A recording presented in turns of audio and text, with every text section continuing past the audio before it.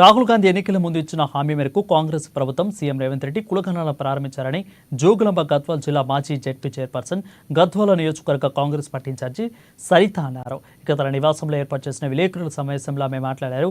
కాంగ్రెస్ ప్రభుత్వం చేపడుతున్న కులగణన దేశంలోనే ఒక చారిత్రాత్మక నిర్ణయమని పేర్కొన్నారు.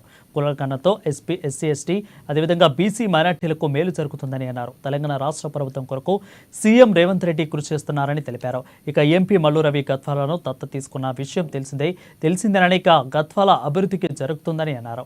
ఇక ఇందుకు భాగంగానే గద్వాలలో ప్రభుత్వ ఐటీఐ కళాశాల నిర్మాణం త్వరలోనే చేపడుతున్నామని చెప్పారు. ఇక కాంగ్రెస్ పార్టీలో ఉన్న కార్యకర్తలు అదే రేపడాల్సిన అవసరము లేదని, ఇక పార్టీ కోసం పనిచేస్తున్న ప్రతి ఒక్కరికి న్యాయం జరుగుతుందని ఆమె తెలిపారు.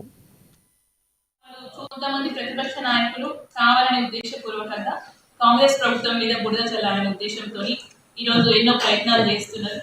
కానీ ప్రజలు అవన్నీ అంటే నేరుగా వాళ్ళు చూస్తున్నారు. ఈరోజు వచ్చే సంక్షేమ పథకాలు అనుభవిస్తున్నారు. ప్రజలందరూ కూడా గమనిస్తున్నారు.